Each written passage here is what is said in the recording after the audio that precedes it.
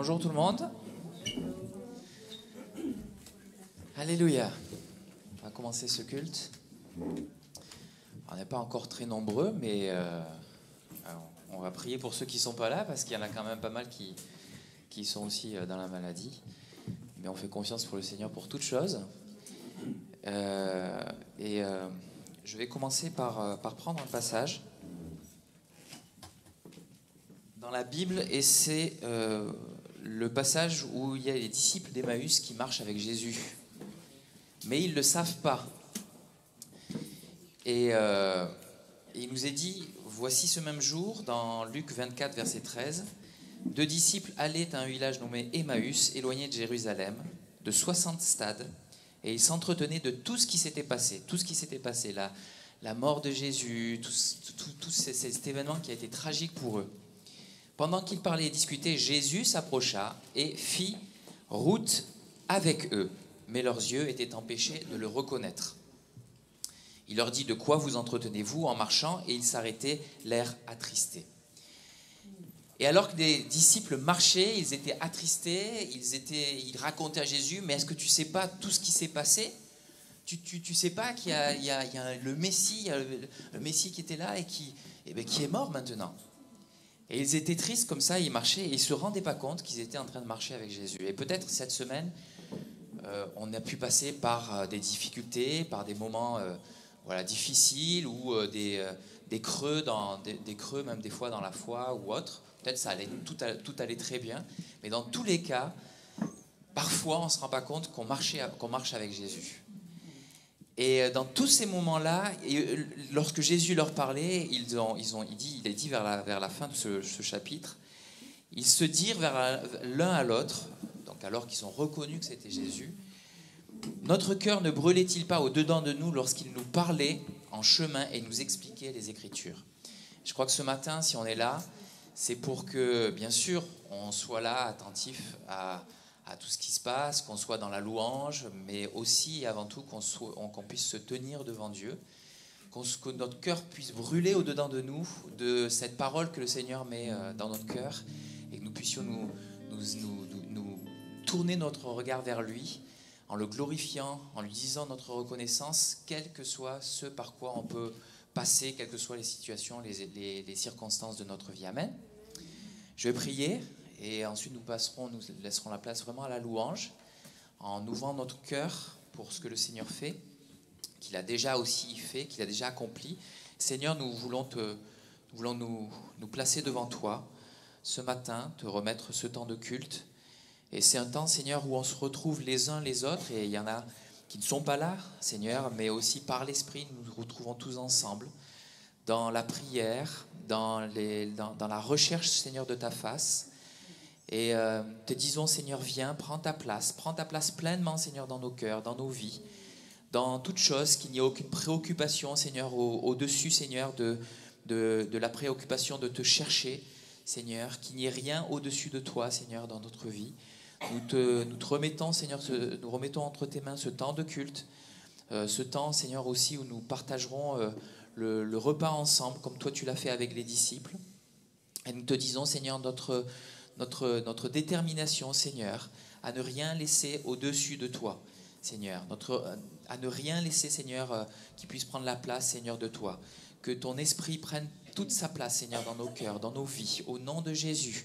Seigneur, conduis le temps de louange, conduis, Seigneur, la prédication, conduis, Seigneur, le temps de partage, Seigneur, que nous aurons ensemble ce matin, de sorte qu'il te rende gloire à toi et à toi seul, au nom de Jésus. Amen.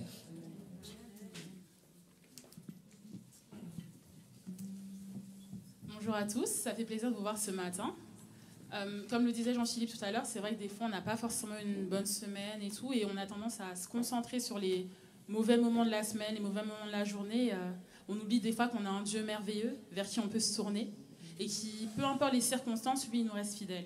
Il ne change pas, il reste vraiment parfait, peu importe les circonstances, et j'aimerais vraiment vous inviter ce matin à chanter ces louanges où vraiment on le loue, peu importe les circonstances, peu importe notre situation, peu importe les difficultés qui traversent nos vies, on n'a pas à s'inquiéter parce qu'on a un Dieu éternel qui est fidèle, qui est puissant, qui était là hier, qui est aujourd'hui et qui sera là demain.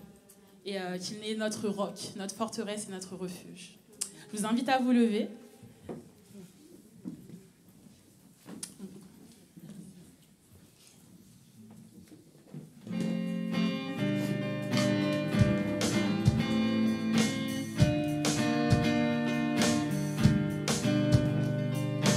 Bénis l'Éternel, mon âme. Bénis l'Éternel, mon âme. Sois émerveillé, sa fidélité ne dépendra pas des circonstances. Bénis l'Éternel, mon âme. Bénis l'Éternel, mon âme. Écoute sa voix, il dit que ta foi déplacera toutes les montagnes. Bénis l'Éternel, mon âme. Bénis l'Éternel, mon âme. Sois émerveillé, sa fidélité ne dépendra pas des circonstances. Bénis l'Éternel, mon âme. Bénis l'Éternel, mon âme. Écoute sa voix, il dit que ta voix déplacera toutes les montagnes. Bénis l'Éternel, ô mon âme. Quand tout s'effondre, sombre, je sais que tu es là et que m'importe si les portes se ferment sur mes pas. Je suis en marche, sous flash de ton amour pour moi. Jésus, tu es roi et j'avance à ta suite. Bénis l'Éternel, mon âme. Bénis l'Éternel, mon âme. Sois émerveillé, sa fidélité ne dépendra pas des circonstances. Bénis l'Éternel, mon âme. Bénis l'Éternel, mon âme. Écoute sa voix, il dit que ta foi déplacera toutes les montagnes. Bénis l'Éternel, ô mon âme. Quand tout s'effondre, sombre, je sais que tu es là et que m'importe si les portes se ferment sur mes pas. Je suis en marche sous l'arche de ton amour pour moi. Jésus, tu es roi et j'avance à ta suite. Bénis l'Éternel, ô mon âme. Bénis l'Éternel, ô mon âme. Oui, Seigneur, je t'invite vraiment à être ici au milieu de nous ce matin, parce que vraiment, tu vois nos cœurs. Nos cœurs sont là, ouverts à toi, et on veut juste vraiment bénir ton nom, bénir ta présence, Seigneur mon Dieu. On invite ton esprit vraiment à se manifester ce matin au milieu de nous, parce que tu étais là dès le début. Bien avant que nos parents prévoient qu'on existe, bien avant même la création de cet univers, tu étais là. Tu nous aimais déjà. Et tu attendais seulement qu'une chose, c'est que nous aussi, on puisse apprendre à t'aimer. Donc vraiment, cette journée, je te prie, je nous prie tous, en fait, de vraiment passer ce temps au milieu de l'Esprit de Dieu, en fait. De vraiment contempler sa présence et de lui dire à quel point on l'aime. Et à quel point on fait ce pas de foi de venir l'aimer, qu'on est prêt à l'aimer, comme lui nous a aimés en retour.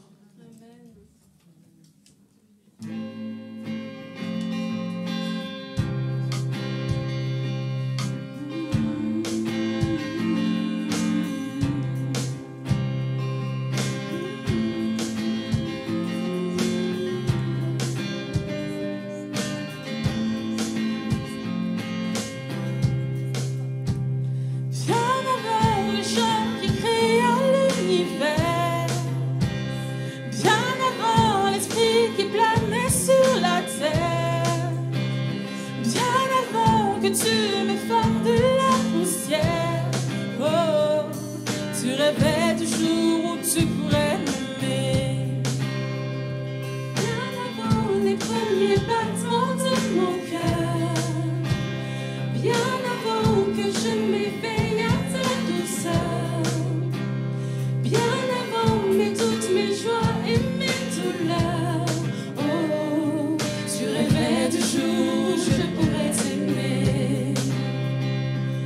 Tu rêvais du jour où je pourrais t'aimer. Abba Père, je suis à toi. Abba Père, je suis à toi. Abba Père, je suis à toi.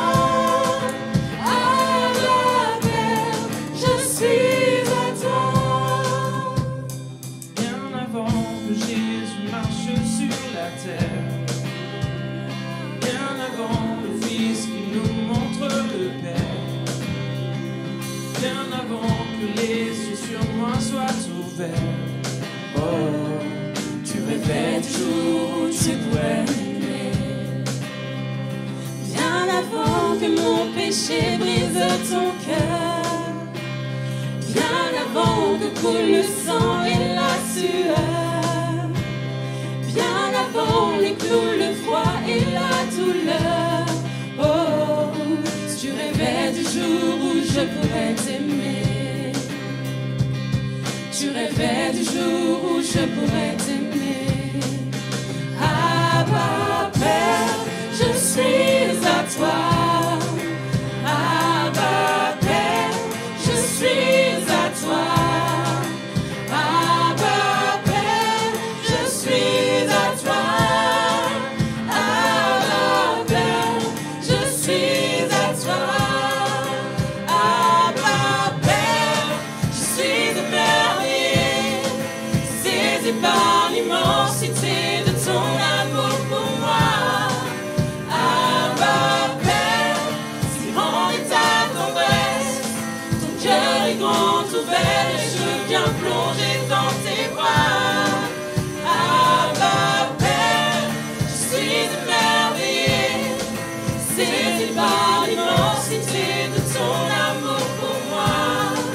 Abba Père, si grand est ta tendresse, ton cœur est grand ouvert et je viens plonger dans tes bras. Abba Père, je suis à toi. Abba Père, je suis à toi.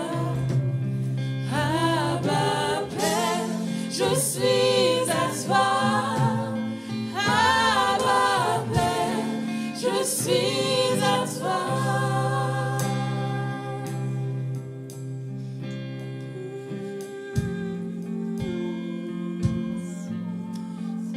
Père, on est à toi. On fait ce pas de foi, Seigneur mon Dieu, que de se donner entièrement à toi, à t'appartenir, Seigneur mon Dieu. Toutes les dimensions de nos vies t'appartiennent, Père. Des fois, on l'oublie, on garde certaines choses pour nous, Père, mais on peut vraiment te faire confiance. On peut vraiment venir à toi, on peut vraiment s'abandonner à toi, à ta présence, à qui tu es, Seigneur mon Dieu. On peut te faire confiance dans ton amour, ta fidélité, Seigneur, qui ne nous lâche jamais, jamais, jamais, jamais.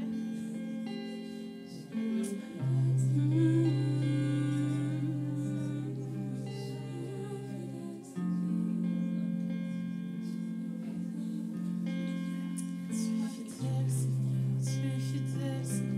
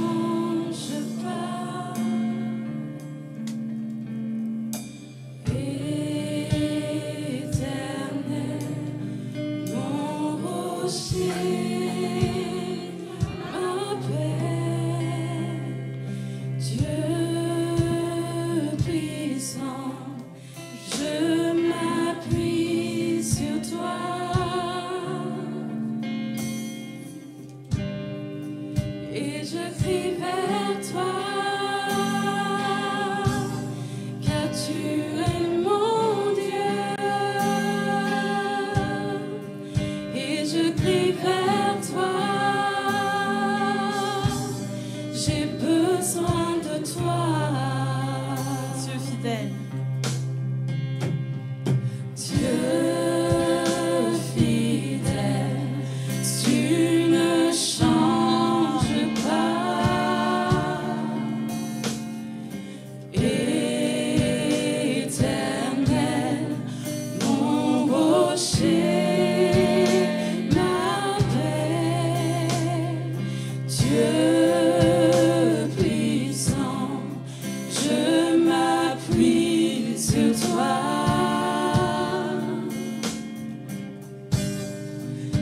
je crie vers toi,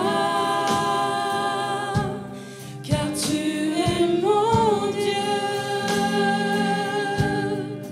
Oui, je crie vers toi, j'ai besoin de toi. Tu es mon roi au jour de la détresse. Et si je tombe, tu me relèves dans la tempête. Ton amour me ramène au port.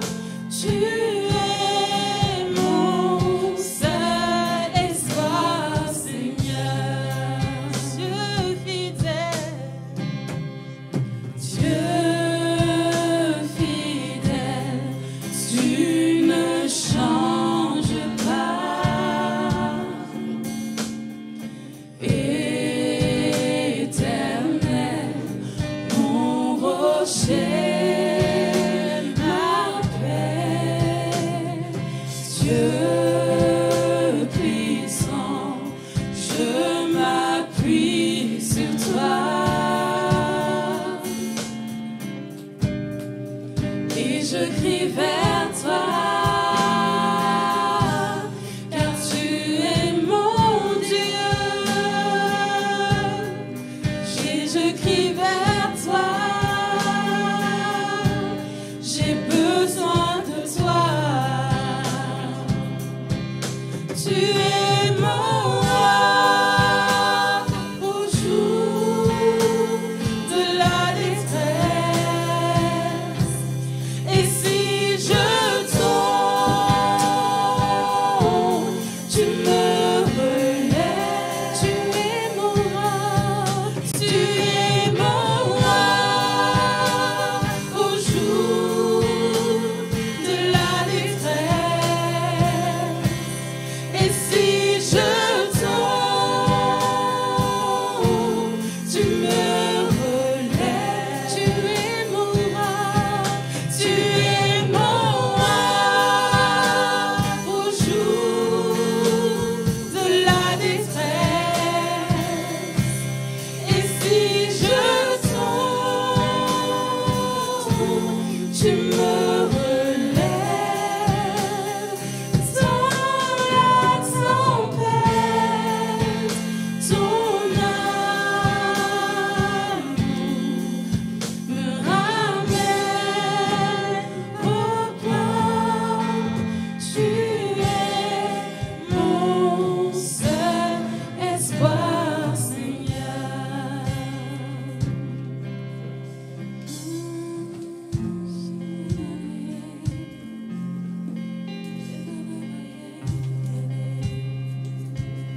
Tu es notre seul espoir.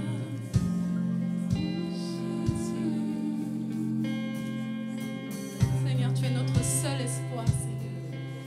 Tu es notre seul espoir, Seigneur. Dans ce monde, tu es notre seul espoir. Tu es celui qui ramène la vie, Seigneur, là où il y a la mort. Tu es le Dieu de la vie. Tu es celui, Seigneur, mon Dieu, qui envoie ta parole dans les ossements desséchés. Et les ossements reprennent vie, Seigneur. Là où il n'y a plus d'espoir, là où les médecins disent qu'il n'y a plus d'espoir, Seigneur, tu dis seulement un mot et la vie reprend. Alléluia, la vie reprend. Tu dis et la chose arrive. Alléluia, merci Seigneur, parce que tu es le Dieu créateur. Tu es le Dieu créateur. Tu es le Dieu créateur. Tu es celui qui peut faire enfanter la femme stérile. Alléluia.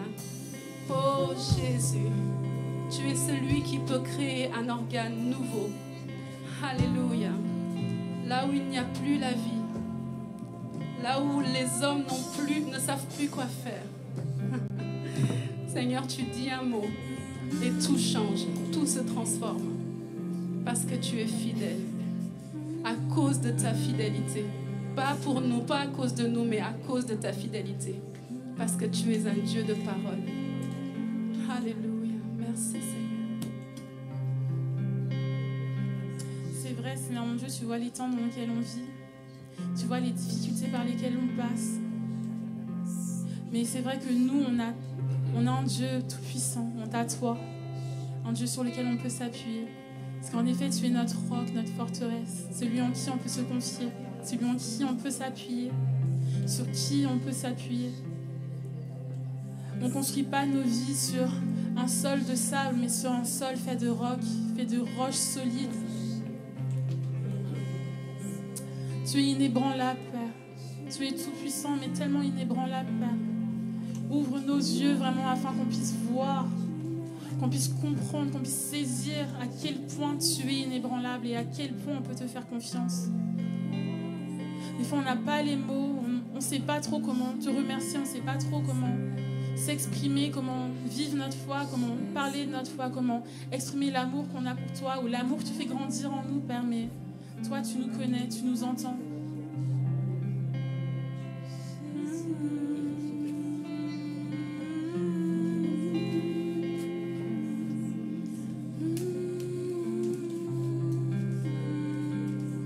Je vous invite à lever vos voix, même si vous n'avez pas les mots, même les sons. Peu importe, Dieu, il connaît nos cœurs. Il nous entend, il sait ce qu'on veut dire. Il n'est pas comme nous, il n'a pas toujours besoin de mots bien formés, de phrases bien construites.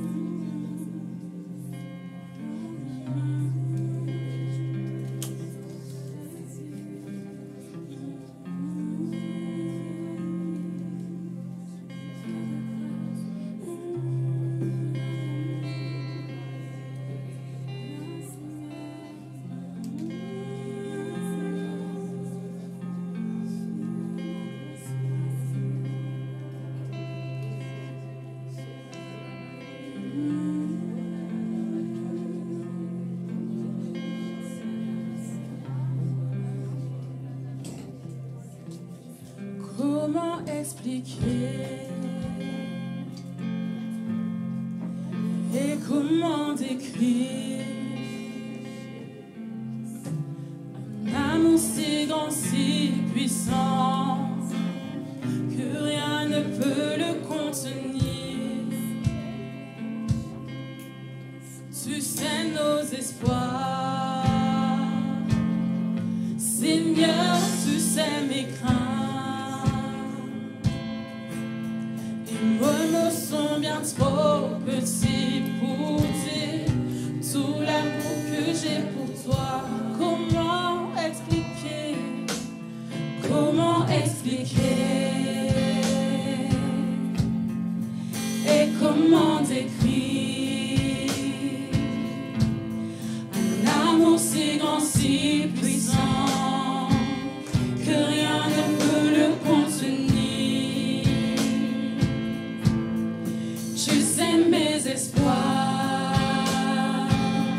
Seigneur, tu sais mes craintes, et mes mots sont bien trop petits pour dire tout l'amour que j'ai pour toi. Alors entends mon cœur, l'esprit qui te lève.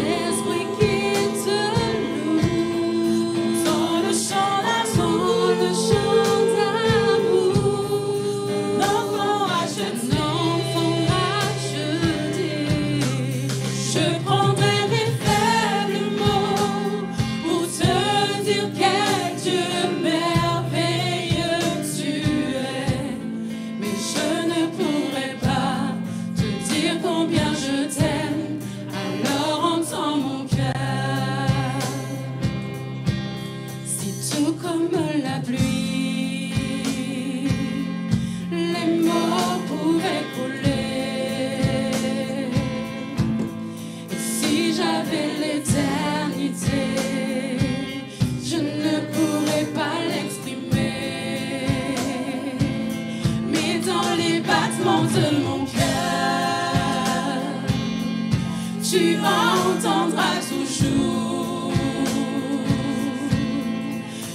Merci pour la vie, pour la vérité et pour le chemin. C'est tout comme la pluie, c'est tout comme la pluie. Les mots pouvaient couler. Si j'avais l'éternité, je ne pourrais pas l'exprimer. Mais dans les battements de mon cœur, tu entendras toujours. Merci pour la vie, pour la vérité et pour le chemin. Alors entends mon cœur, l'esprit qui te loue, dans le chant d'amour, tout est racheté. Je prendrai mes faibles mots pour te dire quel Dieu merveilleux tu es. Mais je ne pourrai pas te dire combien je t'aime, alors entends mon cœur.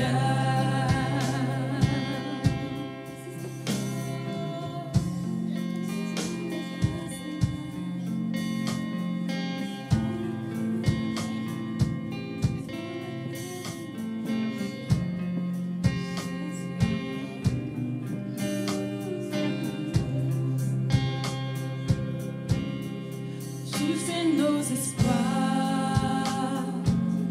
Seigneur, tu sais nos craintes. Et nos mots sont bien trop petits pour dire tout l'amour que nous avons. Tu sais nos espoirs, tu sais nos espoirs. Seigneur, tu sais nos craintes.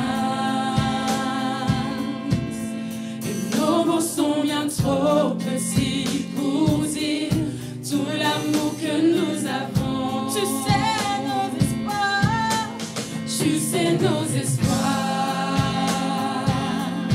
Seigneur, tu sais nos craintes. Et nos mots sont bien trop petits pour dire tout l'amour que nous avons. Alors entends nos cœurs, l'esprit qui te loue, dans le chant d'amour,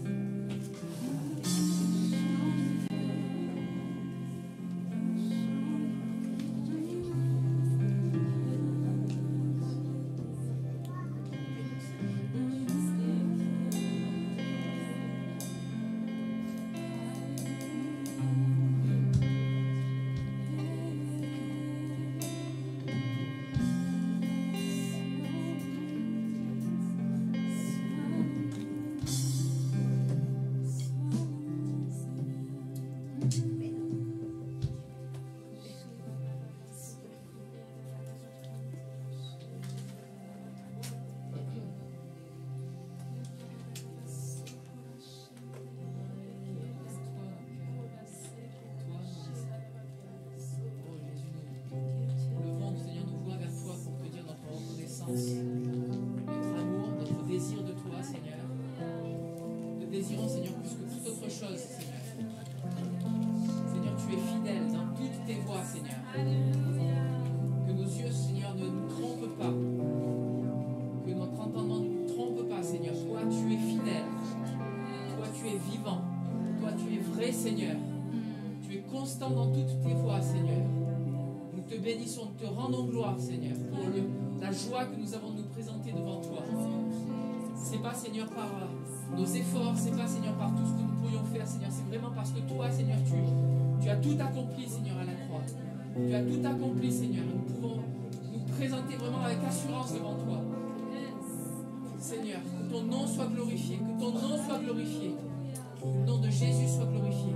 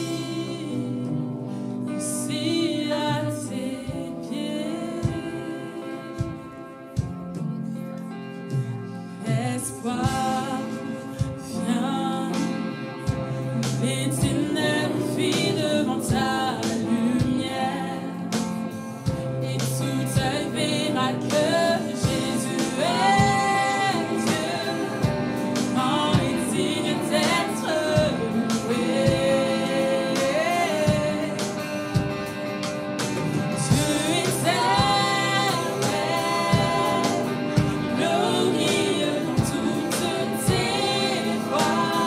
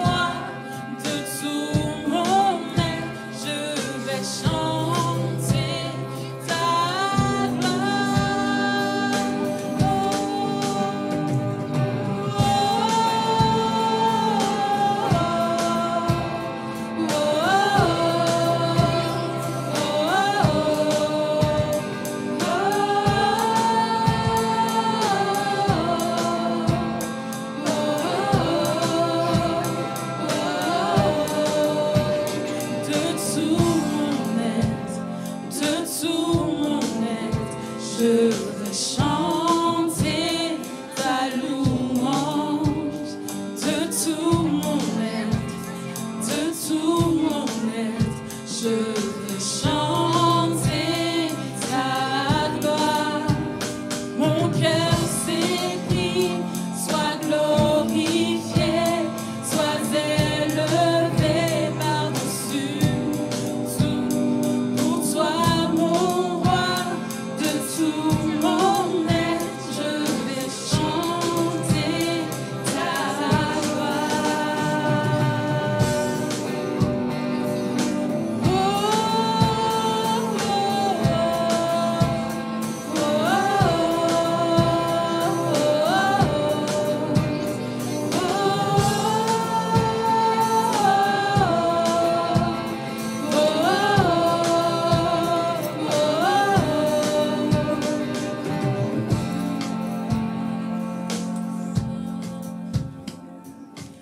Ouvre nos yeux afin de voir ce qui touche ton cœur, pour être l'église que tu désires, la lumière du monde. Brise notre orgueil, les murs que nous avons bâtis. Nous abandonnons tous nos désirs ici à tes pieds.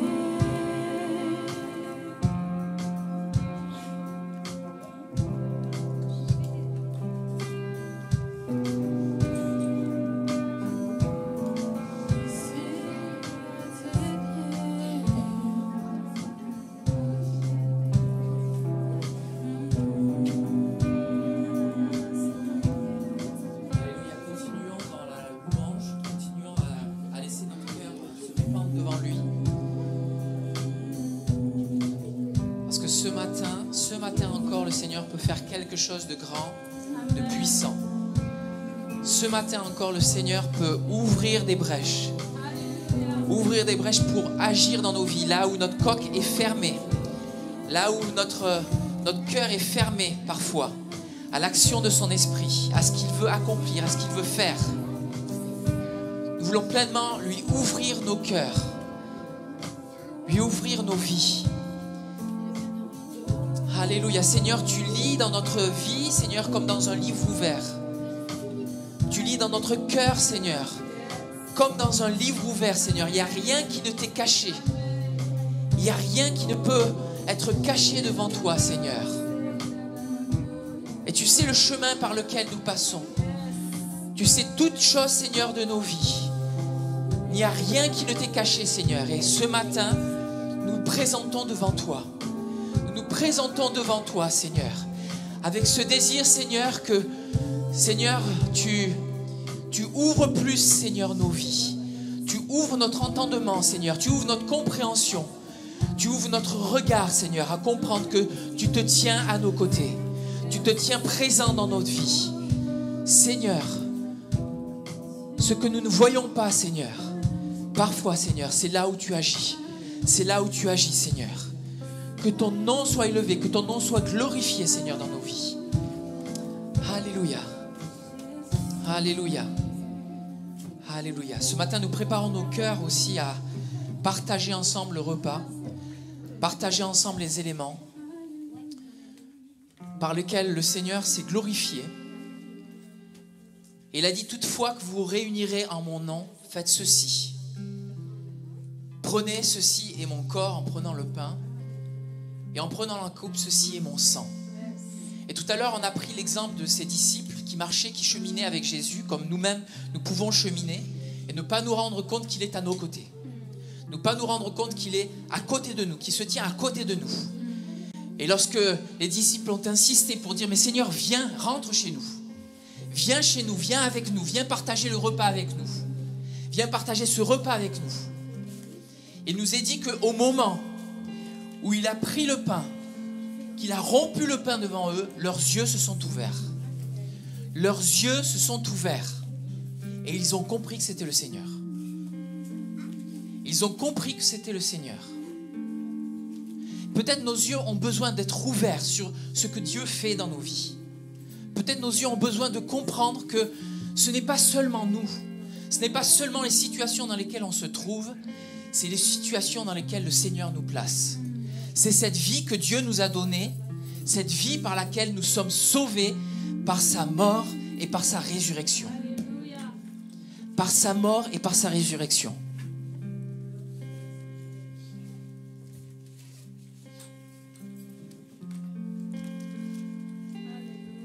Dans le livre d'Ésaïe, il nous est dit,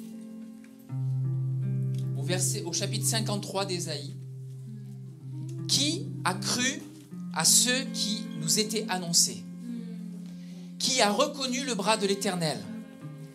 Il s'est élevé devant lui comme une faible plante, comme un rejeton qui sort d'une terre desséchée. Il n'avait ni beauté, ni éclat pour attirer nos regards, et son aspect n'avait rien pour nous plaire. Méprisé, abandonné des hommes, homme de douleur, habitué à la souffrance, semblable à celui dont on détourne le visage, nous l'avons dédaigné. Nous n'avons fait de lui aucun cas. Cependant, ce sont nos souffrances qu'il a portées. C'est de nos douleurs qu'il s'est chargé et nous l'avons considéré comme puni, frappé de Dieu et humilié. Mais il était blessé pour nos péchés, brisé pour nos iniquités. Le châtiment qui nous donne la paix est tombé sur lui. Et c'est par ses meurtrissures que nous sommes guéris.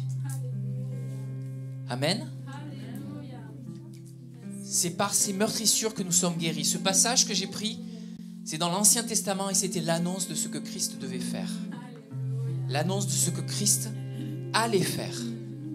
Et pour nous, c'est l'annonce de ce que Christ a fait dans nos vies. C'est par ces meurtrissures que nous sommes guéris. C'est par ces meurtrissures que nous sommes vivants.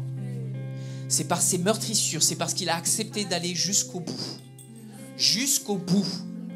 De ne pas s'arrêter devant la souffrance, de ne pas s'arrêter devant la tristesse, de ne pas s'arrêter devant le chagrin, de ne pas s'arrêter devant les difficultés, jusqu'au bout, jusqu'au bout. Le Seigneur a été jusqu'au bout pour que nous puissions vivre et déclarer que nous sommes vivants en lui. Amen. Alors nous allons prendre ce matin les aliments et je vais inviter 2 personnes à venir. Alors j'ai pas préparé.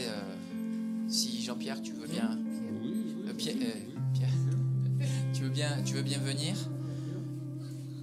Nutan aussi?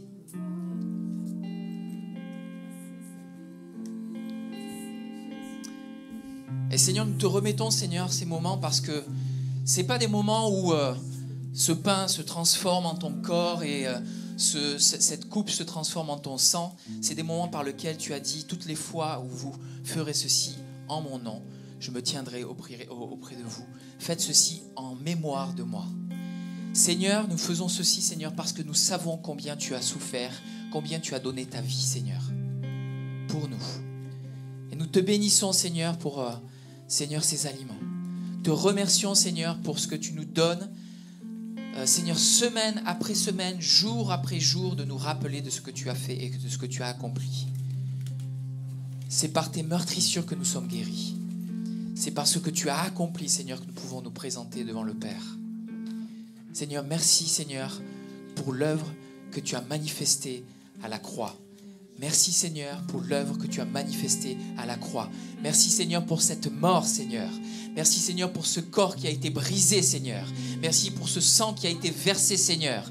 Merci, Seigneur, parce que nous sommes purs, Seigneur, par le sang de l'agneau. Nous sommes purs, Seigneur, par le sang de l'agneau. Et s'il y a quoi que ce soit que nous avons fait, s'il y a quoi que ce soit qui vient en témoignage contre nous, Seigneur, nous voulons le présenter devant toi. Nous voulons revenir pleinement devant toi. Nous voulons revenir même de nos mauvaises voies, Seigneur, et te demander pardon. Mais nous présenter, Seigneur, purifiés par le sang de l'agneau.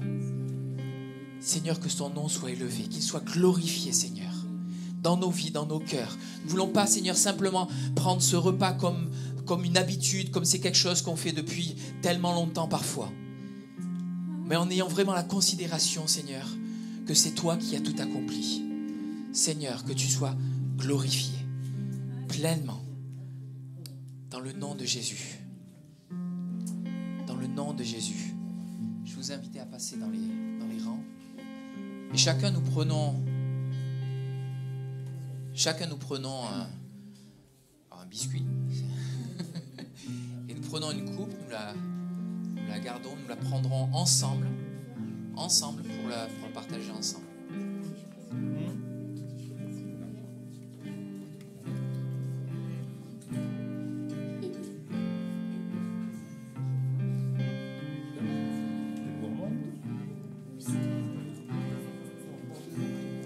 Dieu, tu es ma force, ma consolation,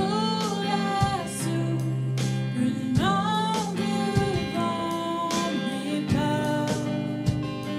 Ta voix a triomphé de l'ouragan, remporté le combat.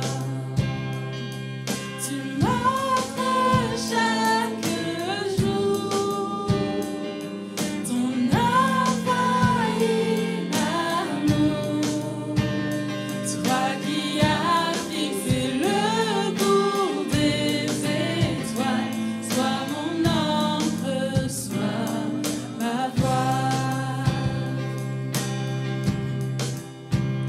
Tu étends mes ailes pour toucher les cieux, protégé par ta main. Ta grâce m'appelle à lever les yeux et suivre ton chemin. Tu m'offres chaque jour ton infaillible amour, toi qui as fixé le cours des étoiles, sois mon encre, sois ma voile.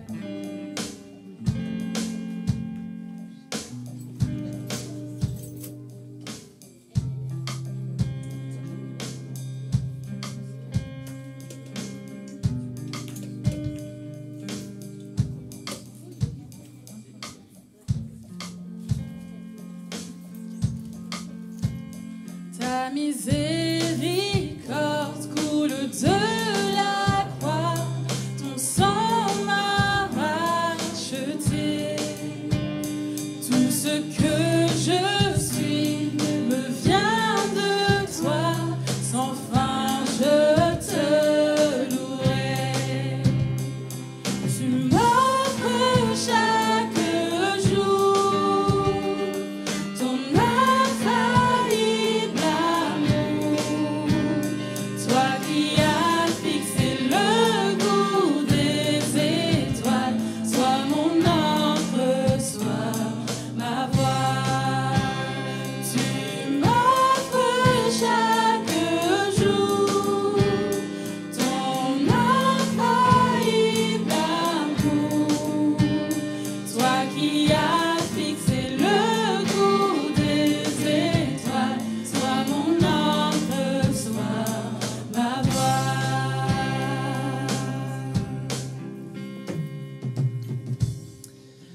Alléluia, alléluia. Prenons un temps de prière. Alors il manque quelques coupes et on veut que tout le monde puisse profiter de ce moment-là. Mais prenons vraiment un temps de prière où nous remercions le Seigneur pour ce qu'il fait, pour ce qu'il a accompli. Alléluia.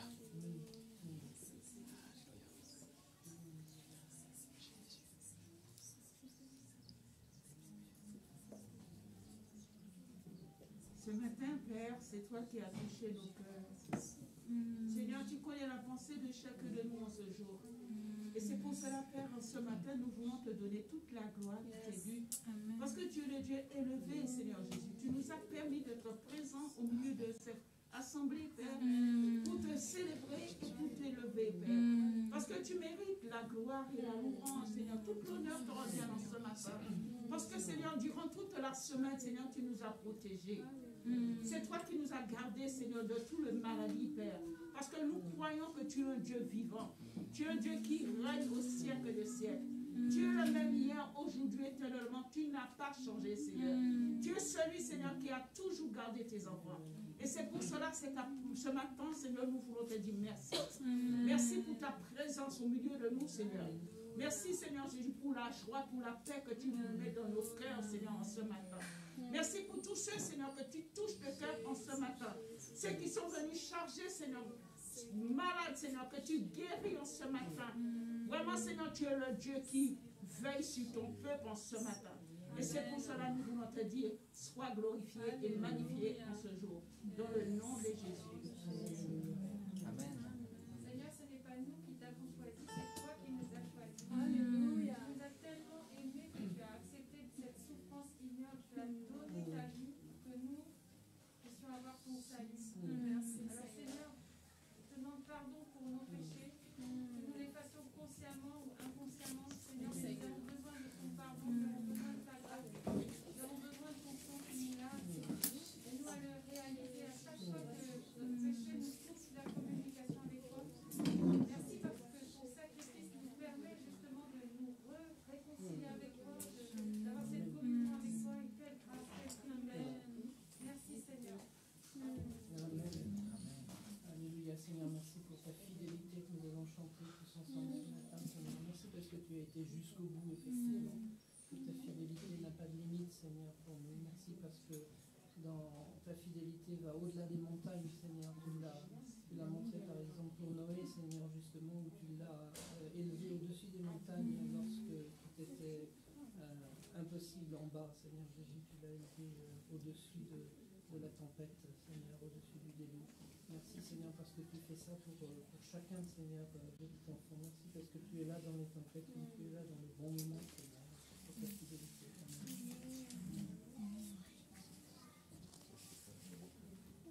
Amen.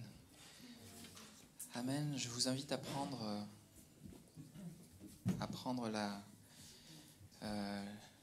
alors les coupes, à partager ensemble les éléments dans la prière et dans le respect de ce que Dieu fait.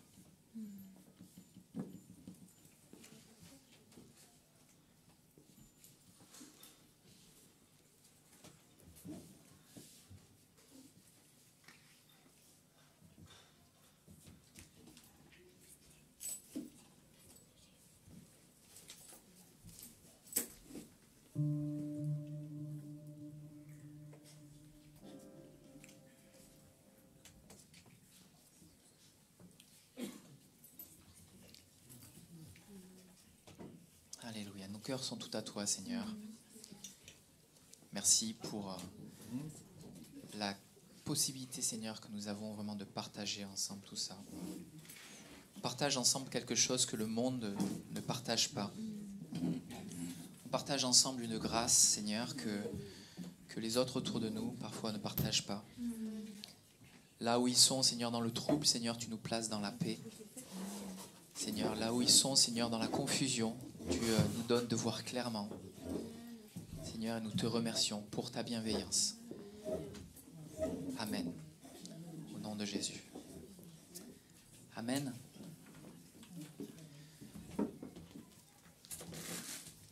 Bien. Que le Seigneur soit béni pour ce temps de louange, ce temps de partage. Et n'oublions pas de prier pour les malades. Alors, parce qu'on en a plusieurs encore parmi nous. Par la grâce de Dieu, Marc, il est en haut, alors il nous entend, je pense. Salut Marc. Et donc il a pu revenir, mais bien sûr, il est en quarantaine, donc il doit se mettre à l'écart de tout le monde. Il ne peut pas sortir. Voilà. Donc, Restons en prière pour toutes ces situations qui sont autour de nous. Je ne sais pas vous, mais moi, j'entends beaucoup de personnes à droite, à gauche qui sont voilà, malades du Covid. Ou alors, si ce n'est pas le cas, c'est cas contact, etc.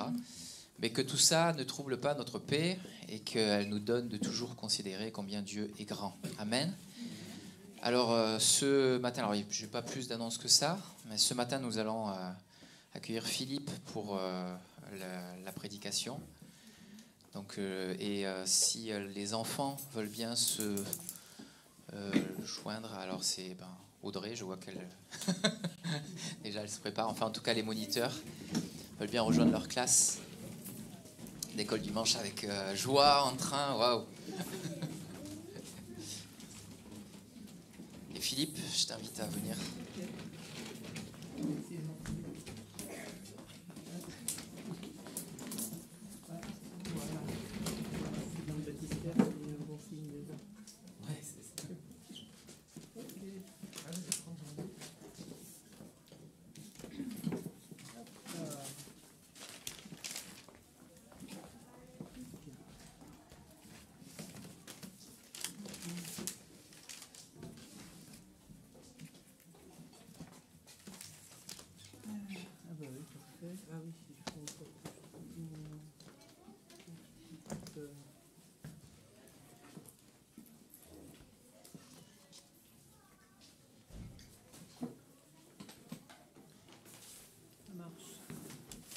Bonjour.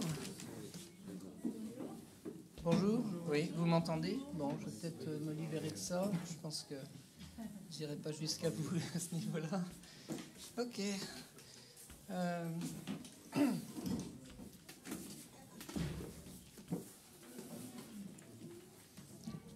Bonjour à tous. Est-ce que vous êtes tous salués? Sinon, prenez un moment pour le faire. Qu'on soit tous contents d'être ensemble.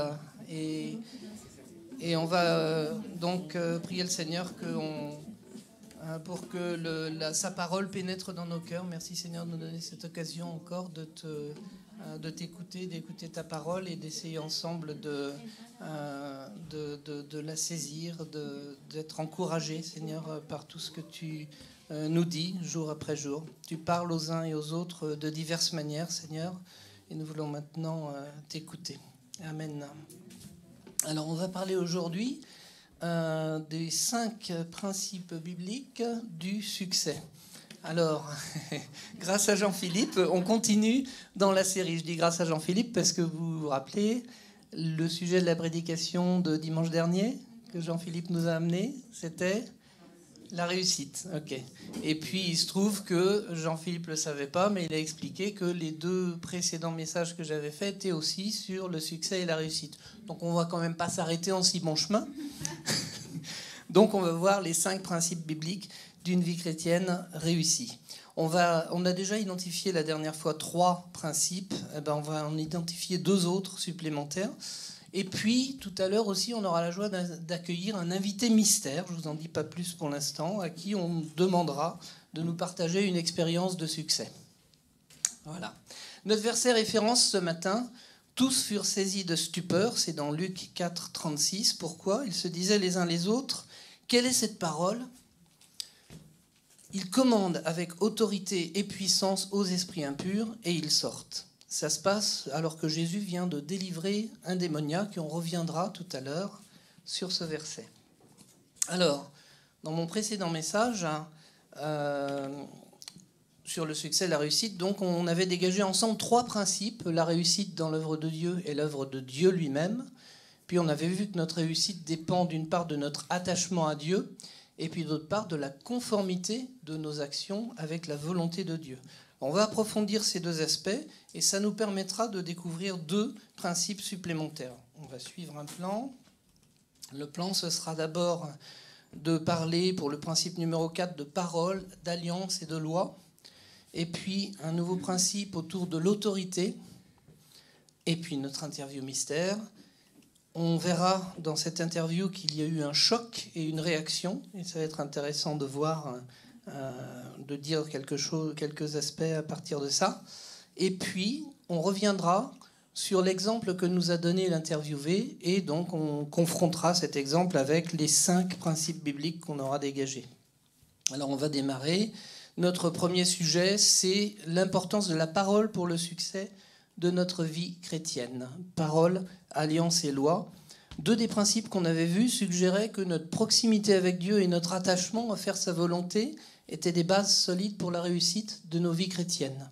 Là, c'est un peu petit, mais ce sont bien ces 2 principes. Notre réussite dans l'œuvre de Dieu dépend de notre attachement à Dieu, d'une part, et de la conformité de nos actions avec la volonté de Dieu. Certains versets de la Bible vont plus loin encore dans cette direction. La volonté de Dieu, en ce qui nous concerne, sa relation avec nous, s'exprime de plusieurs manières dans la Bible, notamment par la notion de l'alliance, aussi par la notion de la loi, et puis par la notion de la parole. Et on peut se demander dans quel ordre peut-être les aspects interviennent dans la Bible. Quand est-ce qu'on peut repérer pour la première fois dans la Bible l'alliance, la loi ou la parole? Alors prenons-les un par un. Premièrement, l'alliance. Les alliances que Dieu passe avec l'humanité ont ceci de particulier qu'il s'agit d'une alliance qui n'est pas finalement un engagement mutuel, pas toujours. En général, quand 2 interlocuteurs établissent une alliance, chacun apporte quelque chose à l'autre. Mais Dieu, lui, fait ses propres alliances sans contrepartie. Et lorsque Dieu fait une alliance, il exprime clairement, bien sûr, sa volonté. Alors Dieu met en place très tôt des alliances avec l'humanité. En général, on pense à l'alliance avec Noé, qui est la première fois, effectivement, où le mot « alliance » est utilisé. Mais si on lit attentivement le début de la Genèse, on peut y repérer avant Noé 2 endroits où Dieu fait une alliance avec l'humanité. Alors ce premier endroit, d'abord, c'est en Genèse 1, 26-30, et puis 2, 16-17. Alors, c'est ce que les théologiens appellent l'alliance de l'innocence, ou encore l'alliance du Jardin d'Éden. Dans cette alliance, donc c'est dès la création de l'être humain et avant la chute, Dieu confie des responsabilités par rapport à l'humanité, par rapport à la création. Il lui donne des instructions aussi par rapport à l'arbre de la connaissance du bien et du mal. Cette alliance, donc, c'est une bénédiction de Dieu envers ceux qu'il vient de créer, à qui il exprime déjà sa volonté. Ensuite, on a Genèse 3, 15. Donc on peut lire par contre, enfin bon, c'est des textes connus, mais pour donc cette alliance de l'innocence, Dieu dit « Faisons l'homme à notre image, selon notre semblance, qu'il domine sur toute la terre. Dieu créa l'homme à son image, créa l'homme et la femme.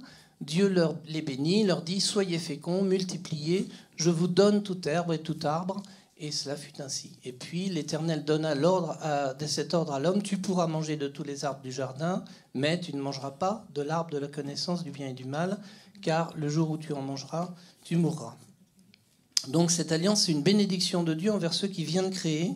Il exprime sa volonté à l'homme, à l'être humain. Donc ensuite, en Genèse 3, 15 jusqu'à 19, juste après la chute, alors il y a ce que les théologiens appellent l'alliance de la grâce. Dans cette alliance, les conséquences de la chute sont indiquées par Dieu. Travail, grossesse pénible, passage par la mort physique. Je mettrai inimitié entre toi et la femme. Il s'adresse au serpent, là. Et puis ensuite, il dit à la femme, j'augmenterai la souffrance de tes grossesses, tu enfanteras avec douceur. Ensuite, avec douleur, pardon. Ce serait mieux, effectivement. C'était pas prévu, bon.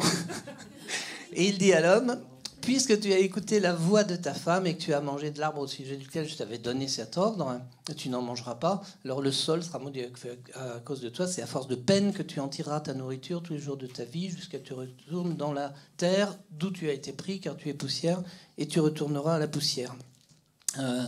Mais avant cela, Dieu a pris soin de préciser que le plan de salut est en marche, n'est-ce pas? Au verset 15, au serpent, il a dit... le serpent qui est responsable de la tentation qui a amené la chute, Dieu a précisé que la postérité de la femme, et donc il faut y voir Jésus, écrasera la tête du serpent. Donc le plan de salut est en marche, n'est-ce pas? Alors, c'est intéressant, j'ai vu ça pendant que je préparais le message. Si Dieu précise que le serpent va blesser, il dit, tu lui blesseras le talon. le serpent blessera le talon de la postérité de la femme. Ben, si on fait quelques recherches, on se rend compte que les corps crucifiés, on n'en a pas trouvé beaucoup, mais les corps crucifiés du 1er siècle montrent que c'est effectivement au talon que les pieds étaient percés. Je pensais que c'était dessus, etc. Et non, c'est au talon. Et donc là, il y a aussi une précision de ce qu'annonce Dieu. Le talon sera blessé seulement. Le talon sera blessé. Jésus a été percé au talon, mais effectivement, il s'est relevé et il est toujours bien vivant. Donc ça, c'est bon, un petit bonus, si on veut, que nous donne la parole. Dans cette alliance de la grâce, donc, Dieu révèle encore une fois sa volonté, celle de permettre que le péché soit vaincu par la grâce. Donc avec ces deux exemples qu'on avait, on peut dater la première alliance entre entre Dieu et l'humanité à Genèse 1,26. Si on parle maintenant de la deuxième concept, la loi. La loi, c'est une autre manière donc dont Dieu révèle sa volonté. On peut parler de la loi divine au sens large. C'est une loi constituée de tous les commandements de Dieu pour l'homme. Et on pourrait dire dans ce sens que c'est la Bible entière, bien sûr, à travers laquelle Dieu manifeste sa volonté au sens large. On peut aussi parler de quelque chose de plus précis, c'est la loi divine au sens de la loi donnée au peuple d'Israël dans le désert au temps de Moïse. On peut rajouter aussi à cela l'ensemble des préceptes qu'il y a dans les 5 premiers livres de la Bible, qui sont la Torah, puisque les Juifs reconnaissaient ça comme la loi. La Torah, ce sont ces 5 premiers livres de la Bible. Et très souvent, les prophètes de l'Ancien Testament se réfèrent à la loi en disant que quand ils se réfèrent à la loi, c'est à ces 5 livres-là qu'ils se réfèrent.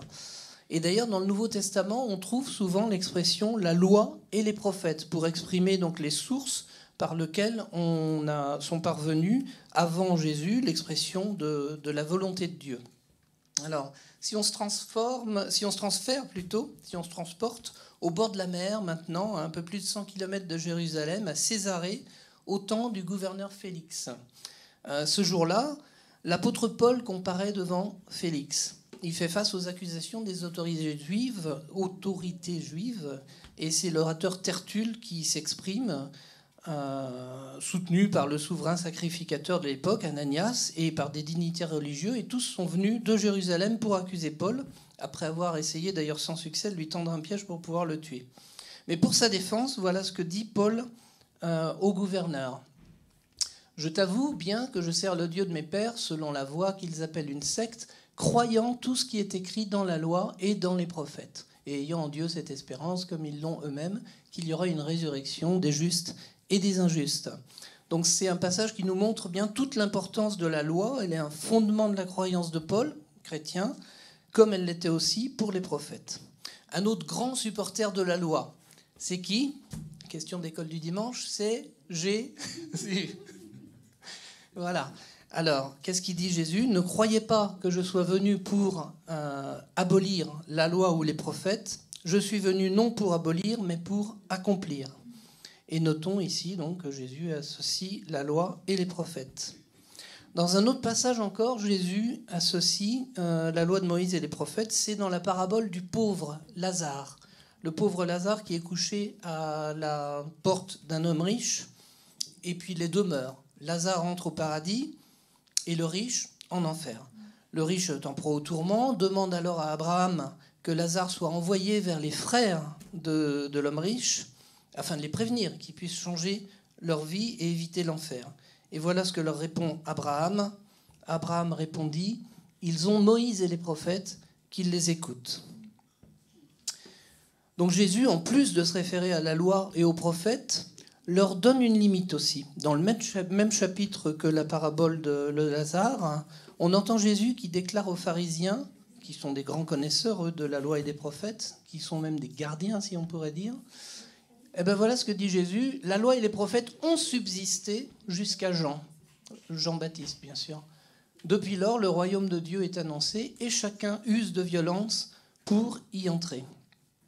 Ça complète très bien ce qu'on vient d'entendre Jésus dire. Jésus n'est pas venu pour abolir la loi ou les prophètes, mais pour les accomplir.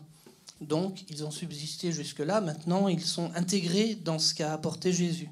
il est venu apporter quelque chose de bien plus grand, qui dépasse même la loi et les prophètes, qui va beaucoup plus loin. Il est venu annoncer quoi? Le royaume de Dieu.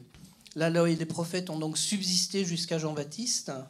Et Paul aussi va dire que la loi a été comme un pédagogue pour nous conduire, comme un professeur, pour nous conduire à Christ. Ça montre bien l'utilité de la loi qui était de guider le peuple jusqu'à l'époque, donc, et à la personne de Jean-Baptiste. Jean-Baptiste qui allait préparer donc le chemin pour Jésus. Alors on avait dit que dans le cadre de la loi, au sens le plus général de Dieu, on peut considérer que la Bible entière manifeste la loi. Pour la loi de Moïse, on vient de voir qu'on peut y associer les prophètes et dire que cette loi est portée par l'Ancien Testament. Donc en ce qui concerne la loi, on peut conclure de toutes ces manières de voir que la Bible entière manifeste la loi divine. Et puis, la troisième notion donc, dont je parlais, c'était la parole. La Bible est remplie donc à la fois de la loi et des alliances que Dieu fait avec l'homme. Il est intéressant de voir ce que nous appelons la nouvelle alliance. La nouvelle alliance, c'est celle que Dieu conclut avec toute l'humanité à travers Jésus. D'accord ?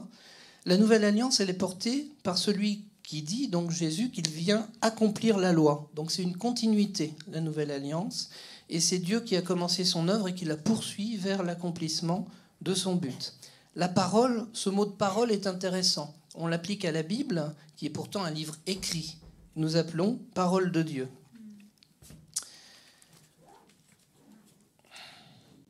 La parole de Dieu, donc, contient déjà toute la loi et les prophètes, c'est ce qu'on vient de voir, contient les alliances de Dieu.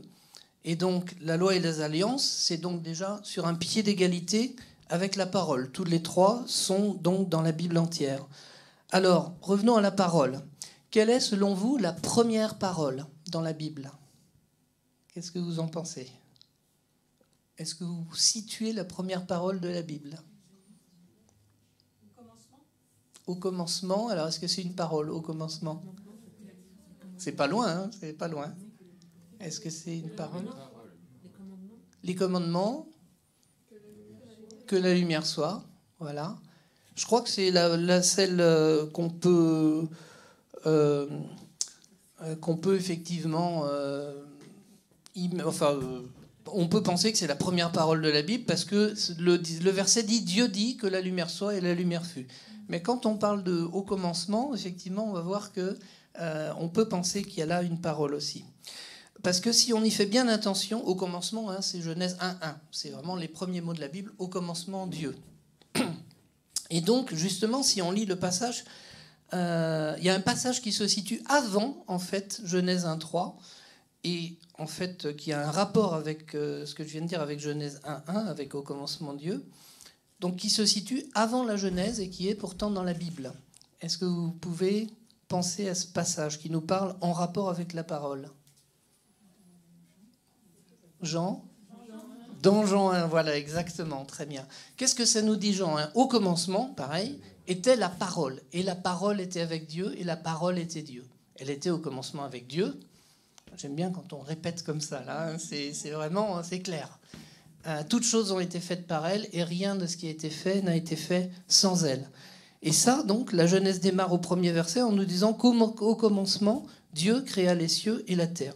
Et là, on nous dit que Jésus, la parole, est celui par qui toutes choses ont été faites. C'est bien ça qu'on nous dit.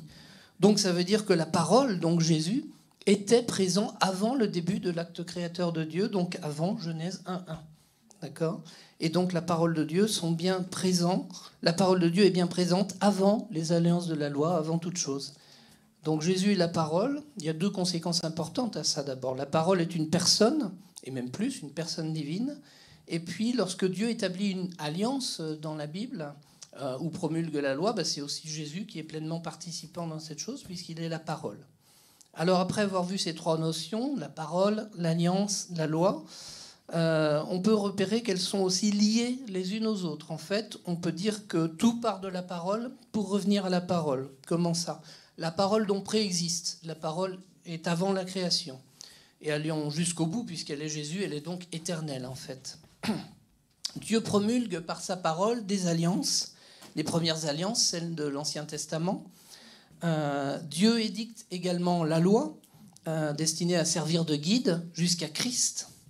Dieu accomplit sa promesse faite par les prophètes de l'Ancien Testament d'une alliance nouvelle, que Jérémie a annoncée d'ailleurs en disant qu'elle sera écrite dans les cœurs, l'alliance nouvelle. Cette alliance nouvelle, c'est quoi? Ça consiste à attirer l'humanité à Jésus, la parole éternelle, et la boucle donc est bouclée. La nouvelle alliance nous ramène à Jésus, la parole. Une autre manière aussi de lier les trois choses, c'est de constater que la loi, finalement, est la parole écrite dans un livre, que l'alliance, c'est la parole écrite dans nos cœurs, et que Jésus, la parole vivante et éternelle, en qui la loi et les alliances sont accomplies. Voilà. Donc par rapport à la réussite pour le chrétien, on peut noter plusieurs versets qui nous montrent la cohérence entre la parole, l'alliance et la loi. Par exemple, Deutéronome 29:9, vous observerez donc les paroles de cette alliance, vous les mettrez en pratique afin de réussir dans tout ce que vous ferez. Et puis, en Josué 1:7, fortifie-toi seulement et bon courage en agissant fidèlement selon toute la loi de Moïse, que Moïse, mon serviteur, t'a prescrite. Ne t'en détourne ni à droite ni à gauche afin de réussir dans tout ce que tu entreprendras. Et le verset suivant, Josué 1:8, que ce livre de la loi ne s'éloigne point de ta bouche, la parole aussi, médite-le jour et nuit pour agir fidèlement selon tout ce qui est écrit, car c'est alors que tu auras du succès dans tes entreprises, c'est alors que tu réussiras. Et puis aussi, quand on regarde, quand on compte le nombre de versets, j'ai vu que dans le Deutéronome, il y a 10 fois l'expression « les paroles de cette loi ». C'est assez intéressant, puisqu'en même temps, il y a 10 commandements et 10 fois les paroles de la loi. Paroles et alliances sont également liées dans de nombreux versets. Donc, par exemple, on a aussi Jérémie 11:2. Est-ce qu'il est là? Oui. Écoutez les paroles de cette alliance et parlez aux hommes de Juda et aux habitants de Jérusalem. Mais si vous faites une recherche, vous verrez qu'il y a énormément de versets qui relient les paroles, l'alliance, la loi. Donc, on peut poser notre quatrième principe biblique de succès. Notre réussite dans l'œuvre de Dieu dépend de notre attachement à la parole de Dieu. Maintenant, concernant le cinquième principe, deuxième qu'on va voir aujourd'hui, notre deuxième sujet d'attention, c'est le fait de dépendre d'une autorité. On avait vu qu'on doit garder en tête que c'est Dieu qui fait réussir. C'était notre premier principe d'ailleurs. Et on a vu comme le serviteur, si vous étiez là il y a 2 semaines, on avait parlé du serviteur qui était chargé par Abraham d'aller chercher une femme pour Isaac, et il a reconnu qu'il devait la réussite de sa mission à Dieu. On a vu aussi la même attitude dans Joseph, qui était vendu par ses frères comme esclave, donc dans la Genèse, et qui réussit partout où il va, y compris en prison. Et on avait donc formulé le principe, la réussite dans l'œuvre de Dieu et l'œuvre de Dieu lui-même. Et dans les 2 exemples, à chaque fois, on peut remarquer que ce serviteur ou même Joseph ne font pas ce qu'ils veulent, en fait. Ils n'agissent pas selon leur propre volonté, mais ils sont soumis à une autorité qui oriente leur action.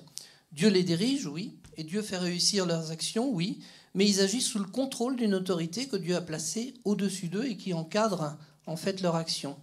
Le serviteur d'Abraham, lui, il reçoit ses ordres d'Abraham, tout simplement. Il les applique à la lettre, d'ailleurs. Nous avions remarqué que c'est en faisant ça que le serviteur, d'ailleurs, y a gagné en spiritualité, en relation personnelle avec Dieu.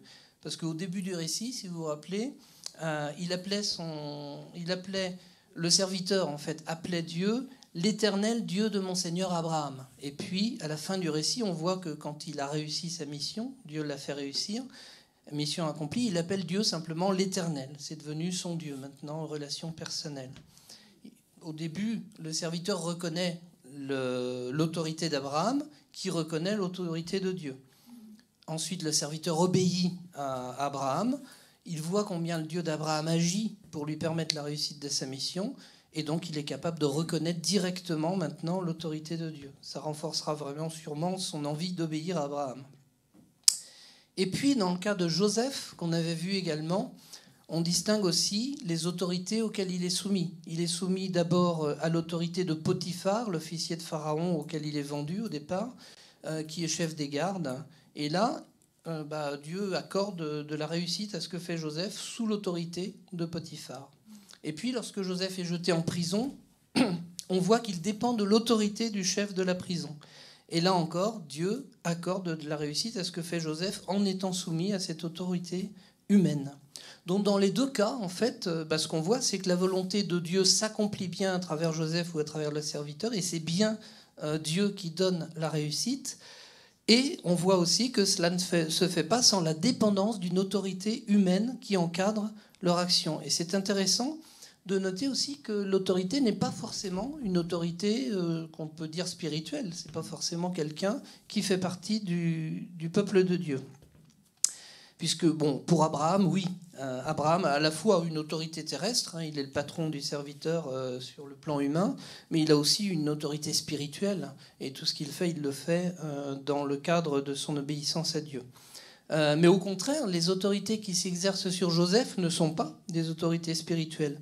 Le haut dignitaire Potiphar, le chef des gardes, ou le gardien de prison, rien ne nous dit que ce sont des juifs, et certainement pas d'ailleurs, ou qu'ils révèrent l'Éternel. Rien ne nous le dit. Donc une application pratique pour nous. C'est vrai que notre patron peut très bien être athée, bouddhiste, témoin de Jéhovah, musulman, franc-maçon.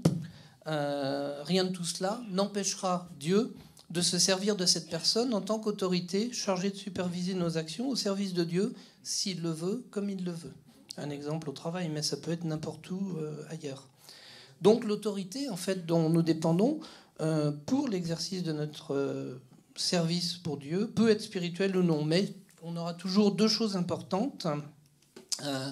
C'est que premièrement, c'est bien Dieu qui choisira l'autorité spirituelle de laquelle il va nous faire dépendre, chrétienne ou non, et ces instructions seront transmises probablement d'une certaine manière, pas forcément en totalité, par cette personne. Et puis notre attitude, je dis en partie parce que par exemple quand on voit Joseph au service de Potiphar ou du gardien de la prison, en fait il leur avait, ces personnes, ces autorités lui avaient remis beaucoup de choses entre les mains et s'occupaient même plus finalement de ce qu'il faisait. Il n'y avait pas des instructions jour par jour, mais c'était une instruction globale. Et puis donc on arrive à notre 5e principe biblique du succès, c'est que notre réussite dans l'œuvre de Dieu dépend de notre relation avec une autorité. On voit cela à de multiples reprises dans la parole aussi. Hein. L'apôtre Paul était envoyé par son Église. Jésus même disait qu'il ne voyait que ce qu'il voyait le Père faire. Les esprits des prophètes sont soumis aux prophètes, nous dit Paul, etc., etc. Alors, on va arriver à un moment où on va lever le voile sur l'identité de notre invité mystère. Notre invité mystère va nous rejoindre. Il est sagement depuis le début du culte. Il nous a pas mal entretenus déjà depuis le début du culte, en train d'attendre. C'est Jean-Philippe. Jean-Philippe va nous rejoindre. Bonjour Jean-Philippe. Est-ce que tu as un micro? Oui. Ok.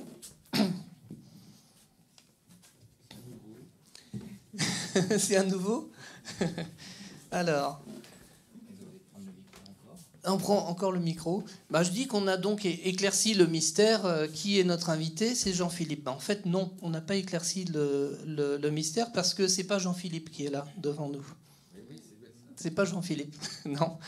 Il a l'aspect de Jean-Philippe, il a la voix de Jean-Philippe, d'accord. Mais vous vous rendrez compte au fur et à mesure de l'interview que ce n'est pas Jean-Philippe. C'est donc une autre personne que je vais interviewer. Suis-je clair? Non, je ne suis pas clair, je suis Philippe. Mais ça, c'est Jean-Philippe. Et pourtant, c'est pas Jean-Philippe. Suis-je clair? Toujours pas. On va voir alors si on peut. Alors, il y aura aussi un bonus dans cette interview. Le premier qui peut me dire qui est Jean-Philippe aura un calendrier de la bonne semence. D'accord? Voilà. Ça ira assez vite, je pense. Alors c'est parti. Cher monsieur Mystère. Bonjour. Bonjour. Si je vous ai demandé de nous parler ce matin, c'est pour nous faire part d'une expérience vécue au cours de laquelle Dieu vous a, à un moment très particulier, accordé le succès dans ce que vous aviez entrepris. Oui, c'est bien cela. Mais plus exactement, comment Dieu m'a accordé un premier succès qui m'a permis ensuite de travailler pour accomplir une partie de l'œuvre qu'il voulait réaliser. Très bien. Alors pourriez-vous vous présenter, tout en restant un peu mystérieux, pour que la noble assemblée réunie ce matin ne devine pas trop tôt votre identité? Oui, alors eh bien, donc à cette époque, je travaillais au gouvernement d'un important pays.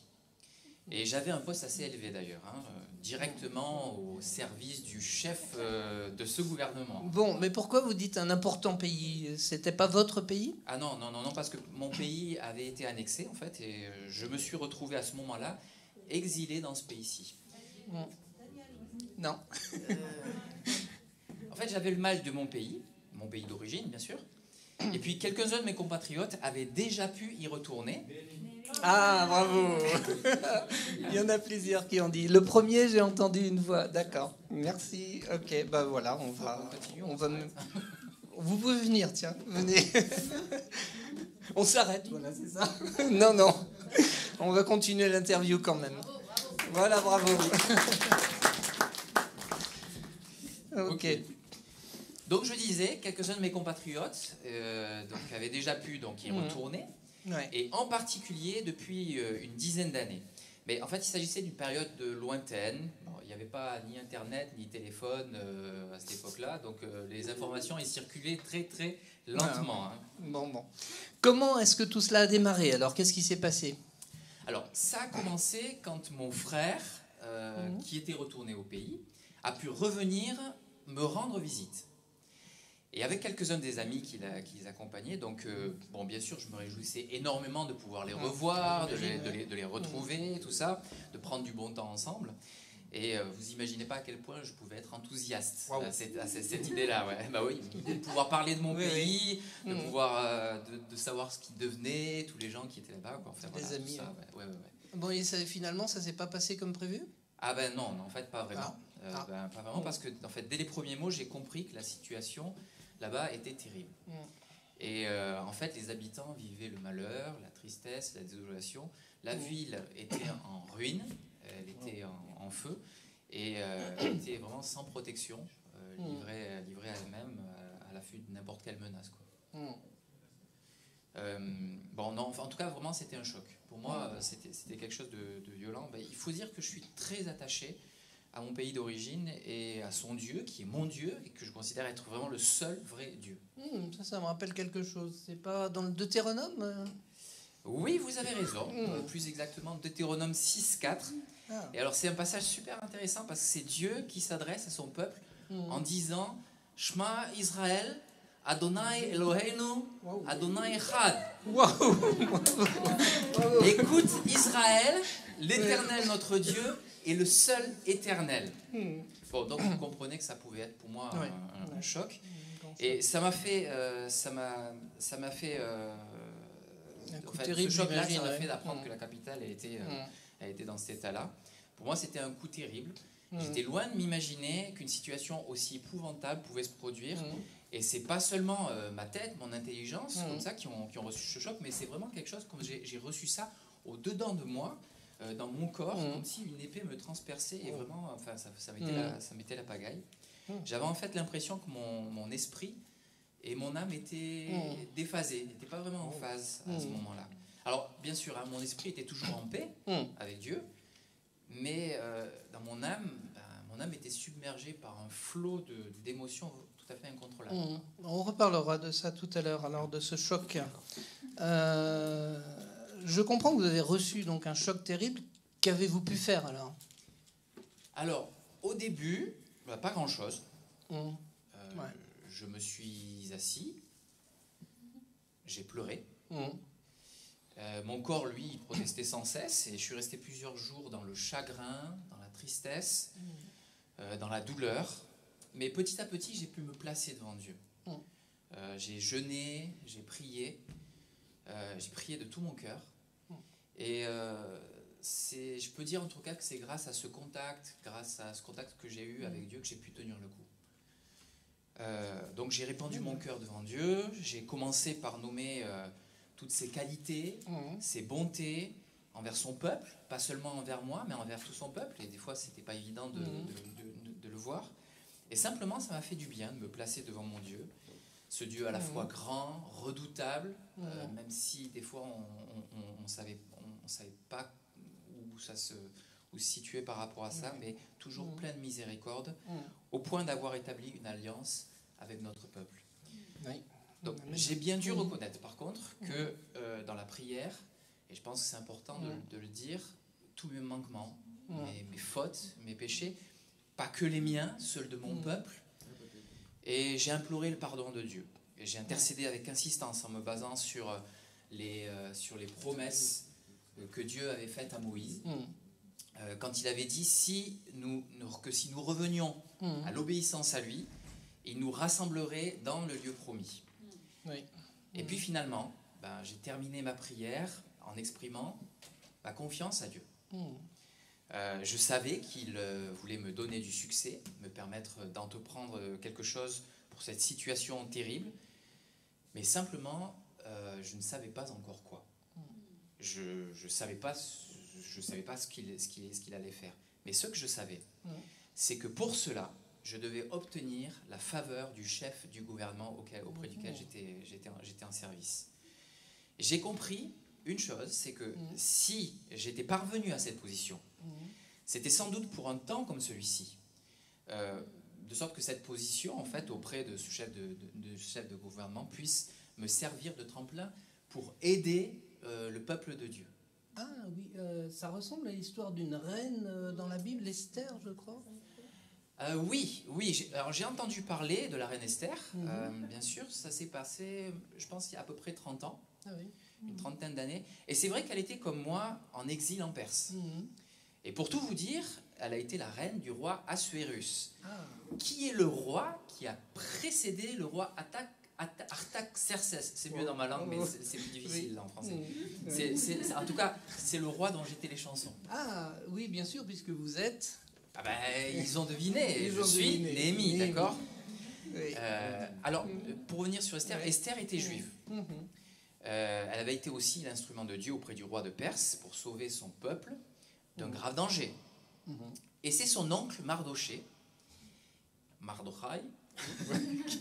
qui lui avait dit, qui sait si ce n'est pas pour un temps comme celui-ci que tu es parvenu à la royauté. Donc ça a dû renforcer votre conviction que Dieu vous avait placé là en vue d'une mission. Ah oui, bien sûr. Oui. Alors quelle est la suite de cette histoire? Quel est le succès que Dieu voulait vous mettre à cœur? On ne sait pas encore ça. Ah mais non, pas encore. Et moi, je ne l'ai pas su tout de suite, d'ailleurs. Ah non, j'ai repris donc en fait moi mon travail, normalement, auprès du roi. Bien sûr, j'avais le cœur toujours serré, mais j'étais confiant en Dieu, que Dieu allait agir. Néanmoins, il faut bien le dire comme ça, pendant 3 mois, je n'ai rien vu. Rien qui puisse donner une indication. Alors je cherchais un signe, une occasion, mais rien. Vous n'étiez pas découragé? Non, juste attentif. J'avais prié et j'avais reçu à la fois le désir et l'assurance qu'il allait se passer quelque chose. Mais j'ai confiance en Dieu.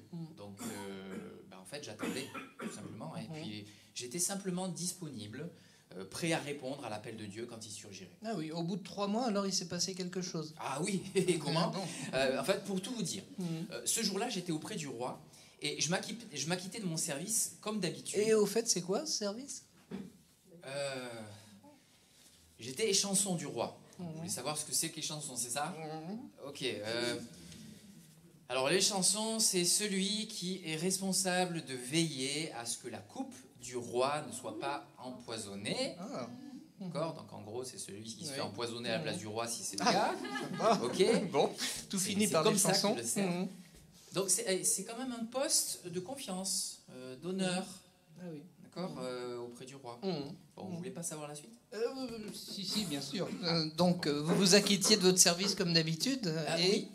Oui. Donc, en fait, j'ai eu ce qu'on peut appeler une ouverture auprès du roi. Une ouverture. Ce jour-là, il a remarqué que j'étais dans la tristesse et il a entamé une conversation avec moi. Une conversation dans laquelle j'ai pu lui exprimer toutes les raisons de ma tristesse. Et ça, c'était incroyable.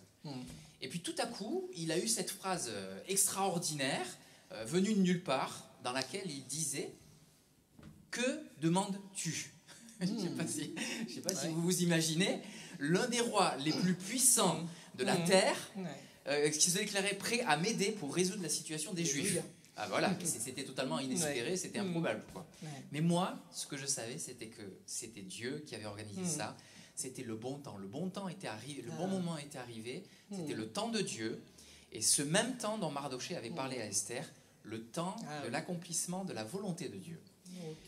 Dieu venait de répondre à ma prière. J'avais obtenu la faveur du roi. Quel succès, effectivement. Ah non, c'est pas encore ça le succès. Non. Je pouvais demander ce que je voulais, mais quoi demander? Qu'est-ce que je devais demander? D'accord?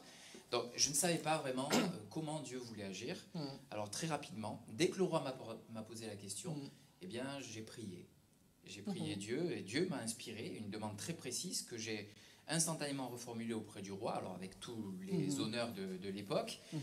J'ai dit, si le roi le trouve bon, et si ton serviteur lui est agréable, envoie-moi en Juda vers la ville des sépulcres de mes pères, pour que je la rebâtisse. Et là, tout s'est enchaîné très rapidement. Tout de suite, le roi m'a accordé de pouvoir partir au moment où je le souhaitais, et pour la durée que je lui demandais. Et j'ai encore osé lui demander des lettres royales destinées aux diverses autorités locales, pour me permettre d'avoir les accès aux comités, aux ressources nécessaires et tout ça. Quel succès, effectivement. Ah oui, là je vous l'accorde, vous avez raison. Eh bien, merci beaucoup, cher Néhémie. Vous pouvez retourner à votre place et je suis sûr que dès que la fin sera venue, il ira en avion à Jérusalem rebâtir les murailles. Moi, j'ai une question à poser à Néhémie. Oui, une question à Néhémie. Donc, si je comprends bien, en fait, la réponse n'a pas été donnée tout de suite au roi. Il y a eu un temps de réflexion, de prière. Ça ne n'était pas pendant le repas, sur le coup, en fait, que vous avez donné la réponse au roi. Ah oui, tout à fait. Dans tout ce que je fais, je consulte mon Seigneur. Je consulte mon Dieu. Merci Néhémie. Bravo Néhémie. Alors, je vous avais dit qu'on va reparler du choc qu'a eu Néhémie et de sa réaction. Donc, on a bien noté la profondeur de ce choc qu'a reçu Néhémie, la réaction qu'il a eue. C'est bien sa proximité avec Dieu qui lui a permis de réagir de cette façon, en s'abandonnant à Dieu avec confiance et avec assurance, plutôt que laisser le flot de ses premières émotions le submerger au point de paralyser en lui toutes les réactions. Donc peut-être que nous, on a déjà reçu ce genre de truc, ce genre de choc. On est un peu dans l'insouciance ou dans la vie normale, entre guillemets, pas d'alarme, et puis tout d'un coup, une nouvelle arrive, brutale, qui s'impose, et puis rien ne peut s'y opposer. On peut penser à un accident d'un proche, un tremblement de terre là où on connaissait quelqu'un, ce genre de choses. Et puis on sait intellectuellement que ça fait partie de la vie, de la condition humaine, mais quand on reçoit ce genre de nouvelles, le cerveau est tellement choqué que ça se transmet, en fait, c'est vrai, à tout notre corps, on le ressent profondément. Imaginons Job, par exemple. Job reçoit successivement le même jour ces nouvelles. Des troupes de Sabéens ont enlevé ses 1000 bœufs et ses 500 ânesses et tué tous ses serviteurs, sauf un. Le même jour, la foudre tombe sur 7000 brebis, les consume, et consume également tous ses serviteurs, sauf un. Le même jour, des bandes de Chaldéens enlèvent ses 3000 chameaux et tuent tous ses serviteurs, sauf un. Et le même jour, une tempête a dévasté la maison dans laquelle étaient réunis tous ses fils et toutes ses filles, et ils sont tous morts dans l'effondrement de sa maison. Dans le cas de Néhémie, donc, à la réception de la mauvaise nouvelle, on voit que le choc est d'une extrême brutalité, et la Bible nous dit qu'il reste plusieurs jours physiquement sous le choc, à pleurer et à se désoler. Mais en même temps, dès qu'il le peut, sa première réaction, c'est bien de se tourner vers Dieu dans le jeûne et la prière, c'est-à-dire en mobilisant toutes ses ressources physiques, intellectuelles, spirituelles, pour aller à la rencontre de Dieu. Notez ce que Néhémie dit au début du verset, ce qu'il nous a dit « Je m'assis, je pleurais, je fus dans la désolation ». Il n'y a là rien d'autre qu'une réaction humaine bien normale, mais ça reste dans le domaine physique et émotionnel. Et dans la deuxième partie du verset, lorsqu'il est question du jeûne et de la prière, il dit « Je jeûnais et je priais devant le Dieu des cieux ». Il ne s'agit pas simplement d'une prière pour exprimer ce qu'il ressent, mais c'est bien une communication avec Dieu.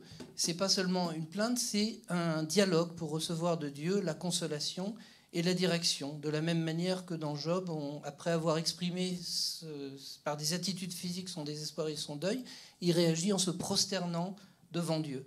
Donc, ce qu'il faut retenir, c'est soyons quotidiennement proches de Dieu. Lorsqu'on aura besoin de consolation, de comprendre comment agir dans une situation difficile, alors on sera bien plus susceptible d'avoir le bon réflexe, celui de la douleur, celui après la douleur physique et émotionnelle, de nous tourner avec confiance donc vers notre Dieu. Soyons quotidiennement proches de Dieu et ayons le bon réflexe, nous tourner avec confiance vers notre Dieu. On peut s'exercer, bien sûr, avant d'avoir un choc aussi terrible. C'est une attitude qui sera bonne si on l'a quotidiennement devant notre Seigneur. Alors, je voudrais revenir sur l'interview, sur ce que nous a dit Néhémie, et puis les 5 principes bibliques du succès. On avait ces 5 principes, donc la réussite, l'œuvre de Dieu lui-même, et puis elle dépend de notre attachement à Dieu, à la conformité de nos actions avec la volonté de Dieu, notre attachement à la parole et une relation avec une autorité. La première, la réussite dans l'œuvre de Dieu et l'œuvre de Dieu lui-même. Et on voit que dans sa prière, Néhémie attribue par avance son succès à Dieu. Il nous dit « Ah Seigneur, que ton oreille soit attentive à la prière de ton serviteur et à la prière de tes serviteurs qui veulent craindre ton nom. Donne aujourd'hui du succès à ton serviteur et fais-lui trouver grâce. » On note aussi que Néhémie utilise l'impératif, d'accord, comme on avait vu la dernière fois. Il dit « donne, fais trouver grâce ». Enfin, la dernière fois, on avait vu que c'est la même chose dans le Notre Père. On dit « donne-nous, pardonne-nous ». Alors évidemment, ce n'est pas un ordre qu'on donne, mais c'est dans l'esprit l'expression de notre confiance absolue en Dieu. D'accord ? La confiance absolue que Dieu agit. Et donc la réussite dans l'œuvre de Dieu et l'œuvre de Dieu lui-même. Le deuxième principe, c'était notre réussite dans l'œuvre de Dieu dépend de notre attachement à Dieu. Alors si on lit les 2 prières de Néhémie, on voit combien c'est la prière de quelqu'un qui est fortement attaché à Dieu et qui lui fait une confiance totale. La prière complète, là j'ai pas mis complet, mais je vais vous la lire complet.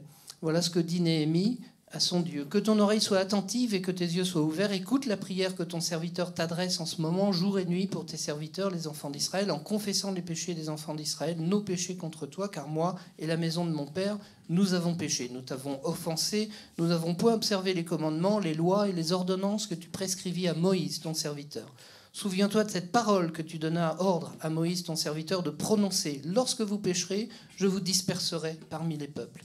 Mais si vous revenez à moi et si vous observez mes commandements et les mettez en pratique, alors quand vous seriez exilés à l'extrémité du ciel, de là je vous rassemblerai et je vous ramènerai dans le lieu que j'ai choisi pour y faire résider mon nom. Ils sont tes serviteurs et ton peuple que tu as racheté par ta grande puissance et par ta main forte. Ah Seigneur, que ton oreille soit attentive à la prière de ton serviteur et à la prière de tes serviteurs qui veulent craindre ton nom. Donne aujourd'hui du succès à ton serviteur et fais-lui trouver grâce devant cet homme.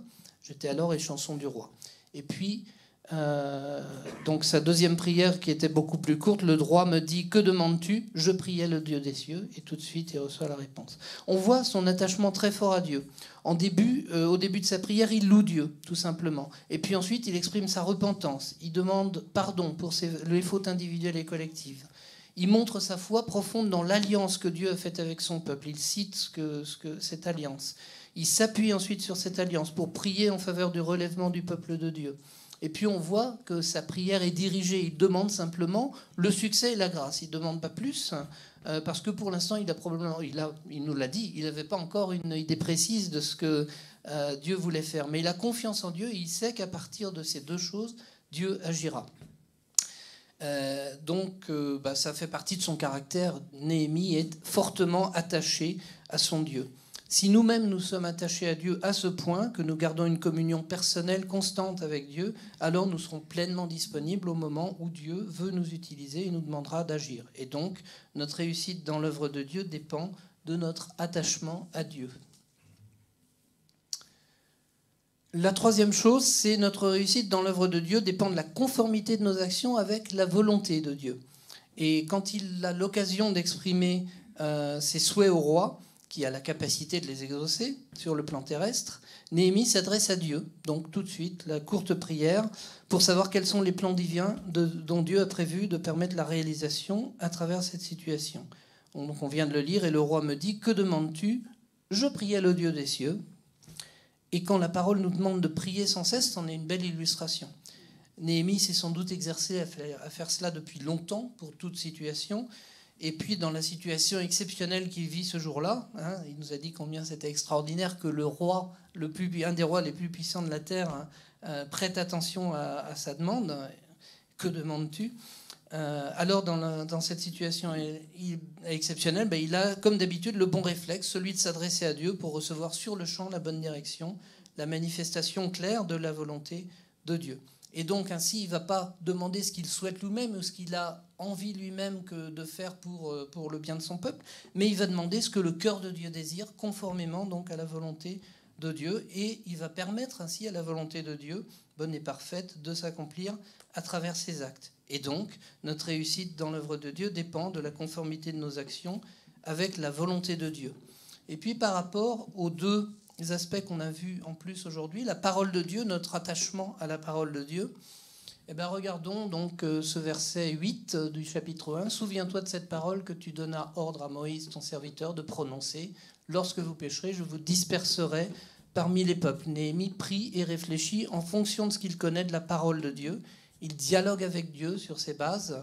Il sait que la parole prononcée bien plus tôt par Moïse est bien la parole de ce même Dieu auquel il s'adresse aujourd'hui. Donc il connaît Dieu comme une parole écrite et transmise, oui, depuis des siècles, mais aussi comme une personne avec qui il est en relation. Et il sait que ces deux paroles sont une et même personne, la parole de Dieu, même si ce n'est pas encore lui attribué le nom de Jésus. Mais il le pressent en tout cas. L'attachement de Néhémie à la parole de Dieu, c'est une des explications de sa réussite, et donc notre réussite dans l'œuvre de Dieu dépend de notre attachement à la parole de Dieu. Et le dernier point, c'est que notre réussite dans l'œuvre de Dieu dépend de notre lien à une autorité. Tout au début du chapitre 2 de Néhémie, au verset 1 à 8, on comprend la position que Néhémie avait sous l'autorité directe du roi. C'était à Suse, la capitale du roi. Et grâce à la relation qu'il a su tisser avec son patron, par la façon dont il le sert, le roi va être attentif aux émotions de ce serviteur qu'il perçoit. Et donc ça apparaît au chapitre 2. On voit la 20e année du roi Artaxerxès. Je pris le vin et je l'offris au roi. Jamais je n'avais paru triste en sa présence. Le roi me dit, pourquoi as-tu mauvais visage? Pourtant tu n'es pas malade. Ce ne peut être qu'un chagrin de cœur.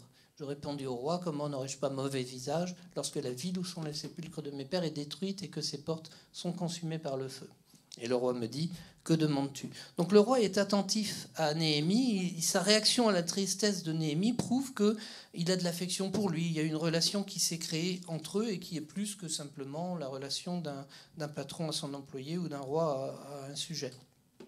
Et donc Dieu utilise cela pour permettre à sa volonté divine de s'exécuter à travers la demande de Néhémie et la réponse favorable qu'il va recevoir du roi.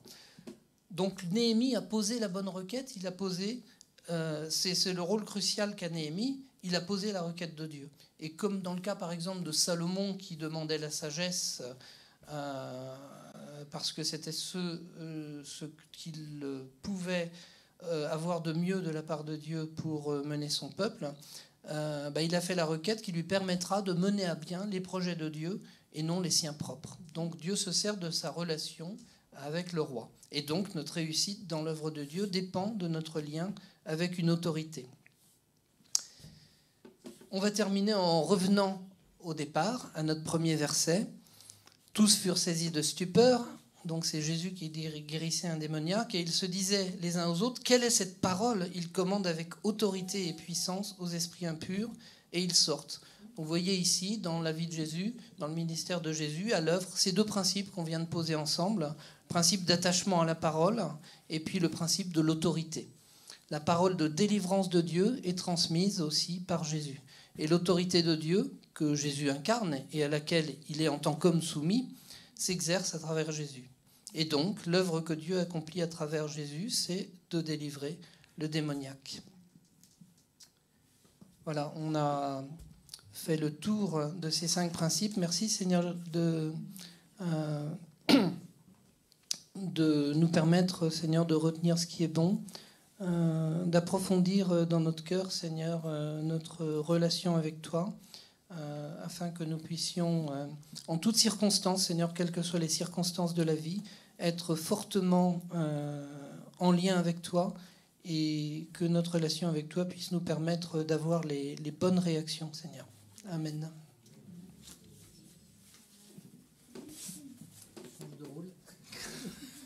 Merci Philippe pour ce message. Il est revenu. Mais c'est pas... Est-ce que Yonam est par là peut-être pour Ah oui. Vous avez un chant encore à faire? Juste pour terminer, qu'on puisse se quitter en musique. Et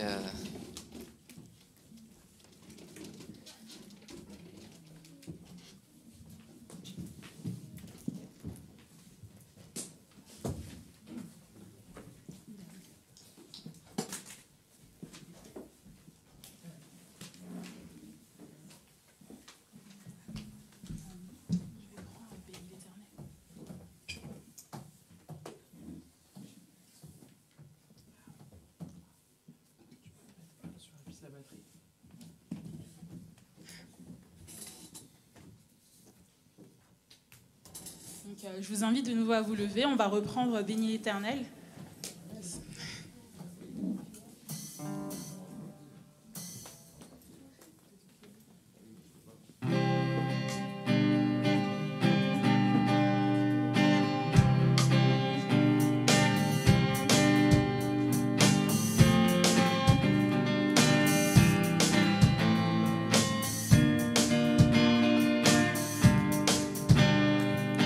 Bénis l'Éternel, mon âme. Bénis l'Éternel, mon âme. Sois émerveillé, sa fidélité ne dépendra pas des circonstances. Bénis l'Éternel, mon âme. Bénis l'Éternel, mon âme.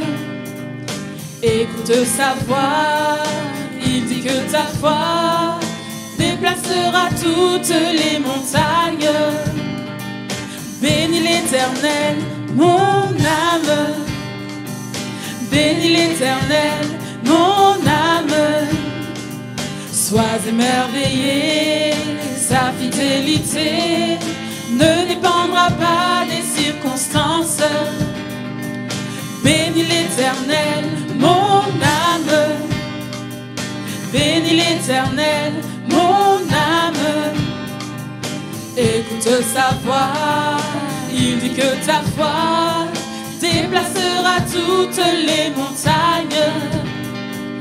Bénis l'Éternel, ô mon âme. Quand tout s'effondre, sombre, je sais que tu es là. Et que m'importe si les portes se ferment sur mes pas, je suis en marche sous l'arche de ton amour pour moi. Jésus, tu es roi et j'avance à ta suite. Bénis l'Éternel, mon âme. Bénis l'Éternel, mon âme. Sois émerveillé, sa fidélité ne dépendra pas des circonstances. Bénis l'Éternel, mon âme. Bénis l'Éternel, mon âme. Écoute sa voix, il dit que ta foi déplacera toutes les montagnes. Bénis l'Éternel, ô mon âme. Quand tout s'effondre, sombre, je sais que tu es là. Et que m'importe si les portes se ferment sur mes pas, je suis en marche sous l'arche de ton amour pour moi. Jésus, tu es roi et j'avance à ta suite. Bénis l'Éternel, ô mon âme. Amen. Bénissons l'Éternel. Remercions-le pour ce temps de culte et que cette semaine, vraiment, Seigneur, tu tu conduis nos pas, Seigneur, durant cette semaine. Effectivement, Seigneur, que nos pas ne se laissent pas troubler par quoi que ce soit, mais que, Seigneur, nos pas sillonnent, Seigneur, dans la foi, en ce que tu es capable de faire, dans ce que tu accomplis. Nous te remercions, Seigneur, pour ce temps de culte, te remercions pour les temps, Seigneur, de partage, Seigneur, d'amour fraternel que nous pouvons exercer, Seigneur, ici aussi, Seigneur, les uns envers les autres. Et Seigneur, surtout et avant tout envers toi, Seigneur. Que tu sois élevé, Seigneur, dans notre vie, dans nos attitudes, dans nos comportements, dans tout ce que nous sommes, Seigneur.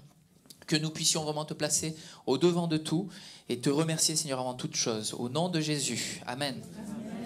Que le Seigneur vous bénisse, qu'il vous raccompagne et vous accorde sa grâce dans toute cette semaine.